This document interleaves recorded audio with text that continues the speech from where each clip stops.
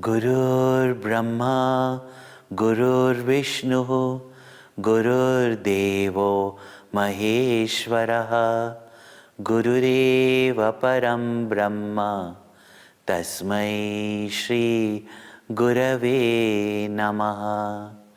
Chinmayam Vyapiyat Sarvam, Trailokyam Sacharacharam, Tatpadam Darshitam Yena, Tasmai Shri Gurave Namaha.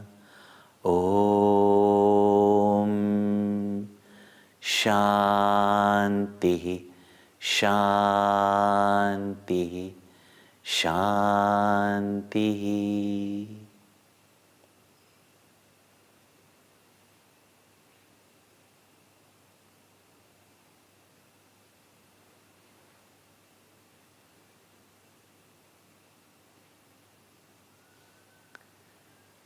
Mind which is controlled through pranayama goes into a state of quietude, but that is only impermanent. And the mind which is taken to dissolve is the mind which does not return back with its problems, agitations, etc. Bhagawan explains this, that by what method you can take the mind to the state of laya and know the difference between dissolving the mind and the temporary quietude of mind, and by what means you can take the mind to laya, and by what means you can take the mind to vinash or to dissolve. And Bhagavan says, Pranabandhanat lina manasam ekachintanat nashametyadaha. Pranabandhanat lina manasam ekachintanat nashametyadaha. Ekachintanat nashametyadaha. Ekachintanat nashametyadaha. Pranabandhanat lina manasam. Through restraint of breath, the mind is also restrained. But in that quiet mind, we should start eka chintanam. And therefore, he says, eka chintanat nashametyadaha. That it is through eka chintanam, single-pointed contemplation, and also here we have to understand eka chintanam, contemplation on that which is one. Not just one object, one symbol, one form out of the many, but that one which is without a second, that one which is alone. Therefore, eka chintanat nashametyadaha. The mind goes into dissolution and what we call as vinash of the mind. I again repeat, there are some people who are just afraid of the word death. This is not the functioning of the mind, but the destruction of the disturbing factors of our mind. That's why it is called as vinasha, even in the Upanishads. So, this vinasha takes place through external control With breath regulation, we are repeating this, but we must be very, very clear that this laya is a temporary state of quietude. Just like sleep, your mind goes into quietude, but when it emerges back after sleep, it comes out as it was the day before. Not much change that takes place in your temperament, in your character, in your likes, dislikes, behavior. But the mind which is quiet is restful.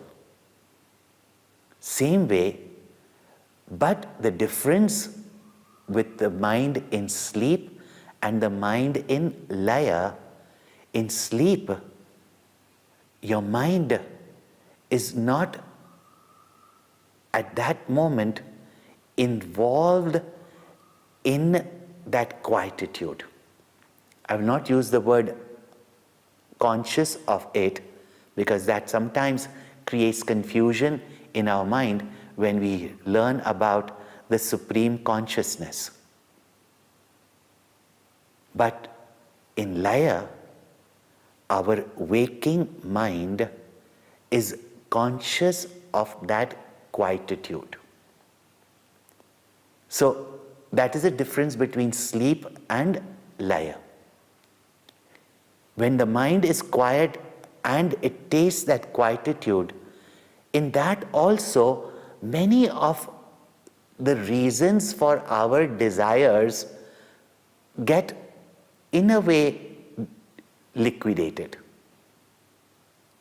But such a mind then has to be taken to contemplate on that which is one, which will of course be explained in the following verses, but it is through the contemplation on the one that the mind dissolves.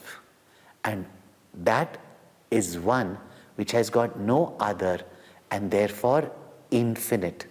And when the mind is contemplating on that which is infinite, the mind gets completely dissolved, one with the infinite. What is the gain of such a yogi who has not just taken his mind to a temporary state of laya, but has destroyed the very cause of the agitation of the mind? Also points out to us what is the goal, just as it was pointed out to us that what is parabhakti or supreme devotion. Who is an utkrishta yogi?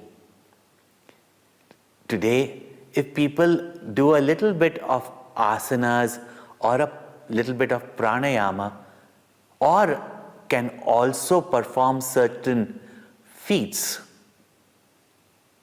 we call them as yogi. Or even sometimes showing some powers. Remember, it is Lord Shiva speaking to the Siddhas, who through their various worship and various practices had developed many powers.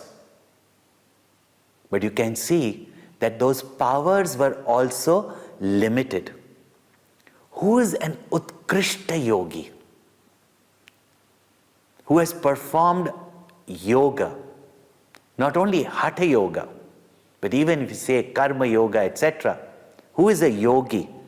And Bhagavan says, Nashtamanasot krishta yoginaha krityamasti kim swastitim yataha.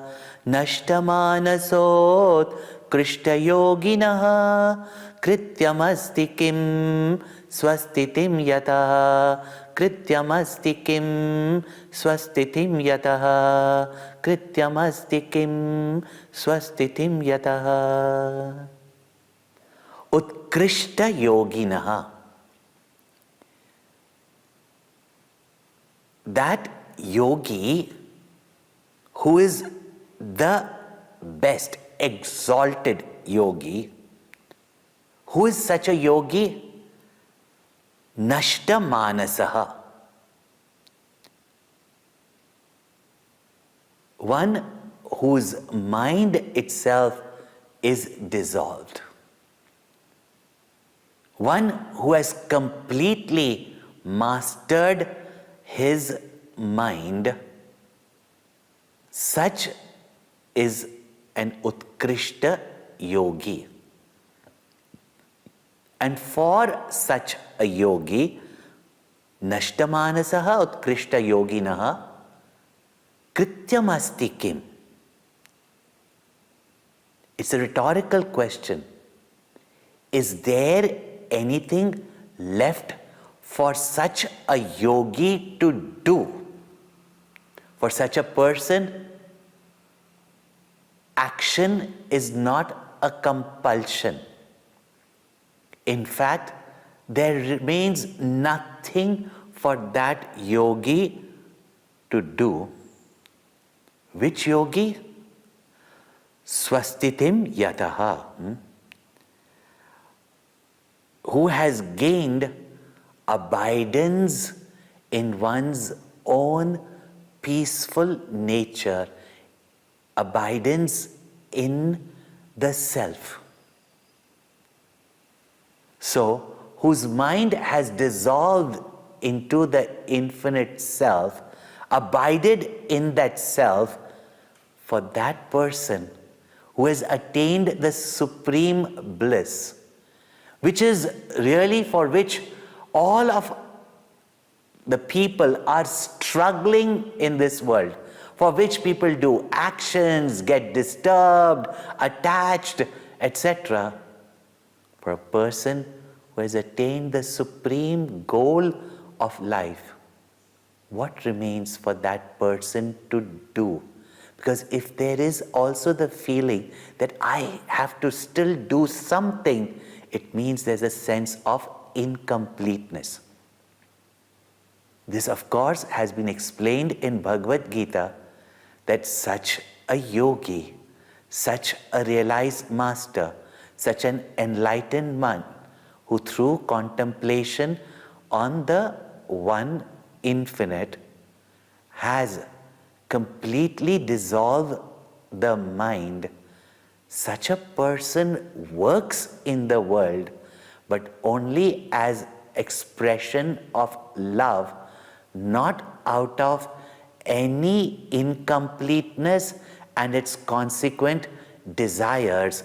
Not even for such a person there is anything to be attained which he has not already or she has not already attained.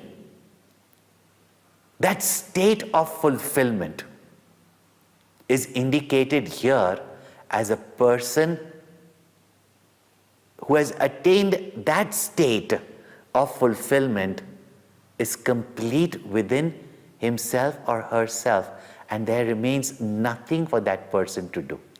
But we who are so attached to action, in fact, we all do actions so that you can retire. And then afterwards we think, how can we not do any action? In fact, all actions we do to attain peace.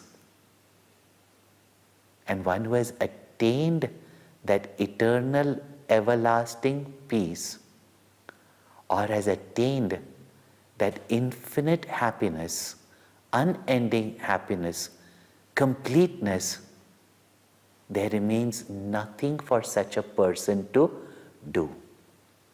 Yet you might see such a master working in the world. It is only as a love expression, according to the needs of the society for their welfare.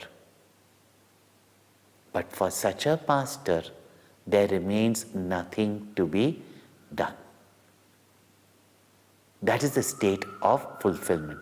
Like if you've done all your duties, got your children settled, got them settled in life, married, handed over the business to them, and you have done all your duties, you can rest. And that resting is not doing action, but you can remain peaceful. That is just, of course, relatively we are explaining to you, because people like to catch these relative examples and say, I'm going to finish my duties and then I'm going to rest. But when we are talking about the yogi has attained the fulfillment of life itself, because for what purpose do we act in this world? Is it not that everything we do is for peace and happiness? Having attained that, there remains nothing to do. Now, what is this Eka Chintanam,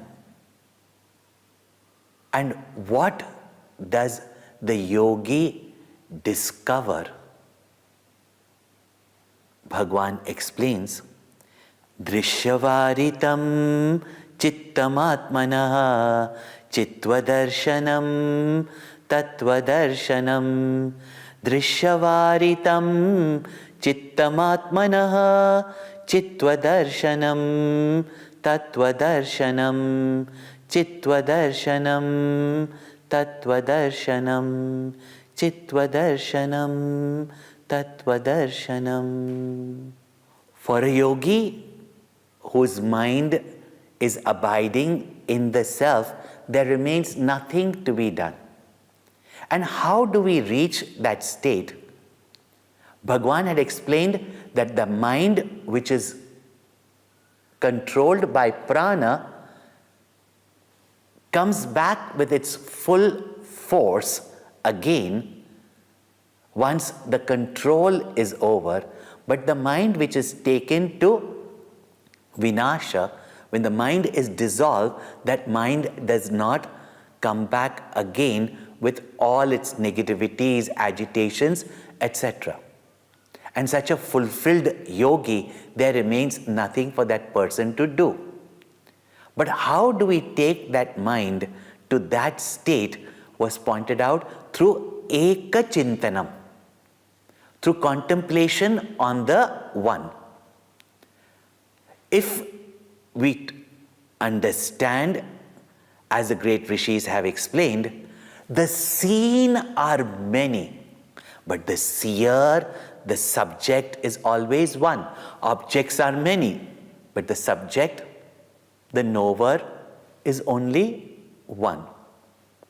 So Eka Chintana means to turn our mind towards the one self, the seer. And when the mind is attempting to discover the self or recognize who is the seer, that mind is withdrawn from the external objects. Drishyavaritam chittam atmanah. Withdrawn from the senses, the mind of its own accord is turned towards the one seer, the self, and the mind which is controlled by pranas come back. But the mind which in contemplation is controlled by the mind itself, such a mind goes into dissolution. It dissolves into the self. Now, when the mind turns towards the self, it withdraws from all external objects. If you understand the anatomy of thought, mind is made up of thoughts. What's the anatomy of the thoughts? Our Gurudev used to explain it in a mathematical formula in a very simple way.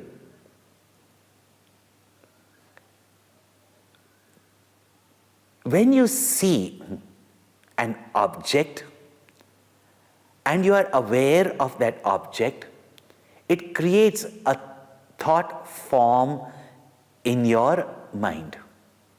It creates a thought. That form takes place in your thoughts. So for any experience of any object, when the thought form takes place in the mind, that we experience the object. Therefore, as Gurudev pointed out, that when we are conscious of the object, so a thought takes place. There can be an object, but if I am not aware of that object, my mind is not seeing that object through the eyes. The object may be there, but its experience does not take place, because the thought does not take place of it. It can even be in front of me, but if the thought does not take place, because I am not aware of it. But when there is an object and I am aware of that object, that thought form takes place. So, for a thought to take place, I must be conscious about that object. Thought is equal to consciousness plus object. A simple formula if you have to understand. So consciousness plus object is equal to thoughts. Thoughts minus object is pure consciousness. If you understand this formula, so when the mind is trying to or attempting to recognize the one seer, the subject, the self, it is no longer aware of the external objects. And when the external objects are not there in the mind, the thoughts of those objects don't take place and the mind ceases. And what remains is pure consciousness, Chittva Darshanam. And this Chittva Darshanam, this consciousness which is one, which is beyond the mind or transcends the mind, in which the mind is hushed and therefore there is no objects. You recognize that everything that we experienced, we recognized or we saw as objects was only in the thought, and this thought also dissolved into consciousness, and therefore consciousness is the truth, the pure existence, and it is Tattva Darshanam, and that is the experience of truth. We use the word experience or vision. It is the vision of truth. Therefore, it is this consciousness alone which is the truth, the reality, the pure existence. So, Chittva Darshanam, Tattva Darshanam. It is in the knowledge of this consciousness that there is the knowledge of the supreme infinite truth. That this consciousness itself is infinite. This is what is called as contemplation. When the mind is naturally withdrawn from the objects of the world with the clear knowledge and discrimination that I am the seeker of that which is eternal, that which is permanent, that which is infinite. And in that alone, there is complete satisfaction and happiness. As the mind turns seeking the self, all thoughts of objects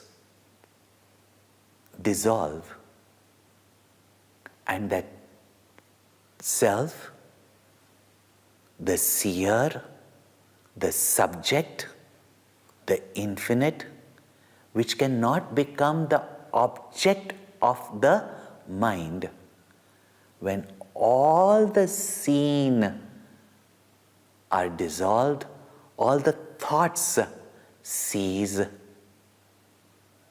there is pure consciousness.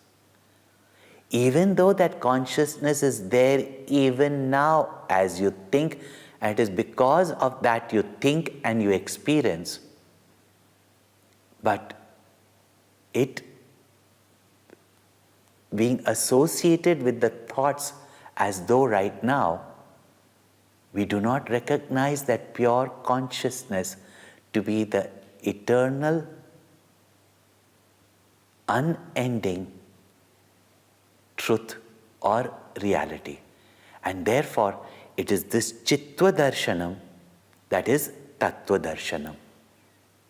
It is the recognition of this pure consciousness that I am, that is the vision of the truth, that is the vision of the eternal, infinite reality. Chittva Darshanam, Tattva Darshanam. Om Purnamada Purnamidam Purnat Purnamudachyate Purnasya Purnamadaya Purnamevavashishyate. Om Shanti Shanti Shanti. Harihi Om. Shri Gurubhyo Namaha. Harihi Om.